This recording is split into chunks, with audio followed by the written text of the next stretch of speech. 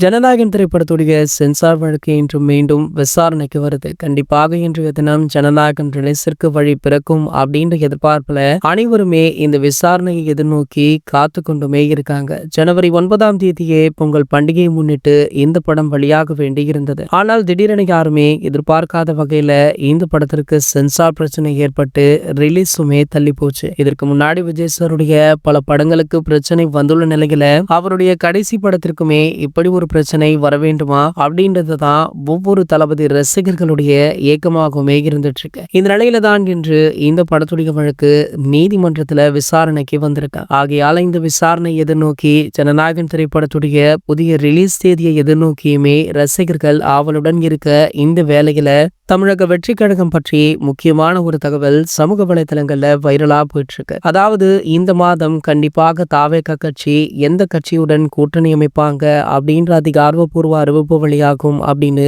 முன்பே சொல்லப்பட்டது. சோ அதன்படி பாத்தீங்கன்னா தற்போது அந்த தகவல் வெளியாகி படு வைரலுமே ஆகிட்டு இருக்கு. அதாவது தாவேக கட்சி தேமுதிகவுடன் தான் கூட்டணி அமைக்க இருக்காங்களா. சோ இதற்கான பேச்சுவார்த்தை கிட்டத்தட்ட 2 மாதங்களாக தீவிரமாக நடைபெற்று வந்ததாம். இந்த நிலையில தற்போது இரு கட்சிகளுமே ஒப்புக்கொண்டுள்ள வேளையில இந்த கூட்டணி அதிகாரப்பூர்வமாகவுமே அறிவிக்க இருக்காங்களா. இதனை மறைமுகமாக சமீபத்துல கூட அந்த கட்சியை சேர்ந்த விஜய் பிரபாகரன் அவர்களே பேசியிருந்தார். ஆகையால கூடிய விரைவில் இந்த அறிவிப்பு எப்போது வேண்டுமானாலும் வெளியாகலாம் அப்படின்னு சொல்லப்படுது. சோ அப்படி இரு கட்சிகளுமே கூட்டணி அமைக்கும் வேளையில கண்டிப்பாக பாத்தீங்கன்னா தளபதி விஜய் அவர்கள் தான் தமிழக முதல்வர் அப்படின்றதுல எந்த ஒரு மாற்று கருத்துமே கிடையாது. இது போன்ற செய்திகளை பத்தி நீங்க உடனே தெரிஞ்சுக்க நம்மளுடைய சேனலை மறக்காம சப்ஸ்கிரைப் பண்ணிக்கோங்க.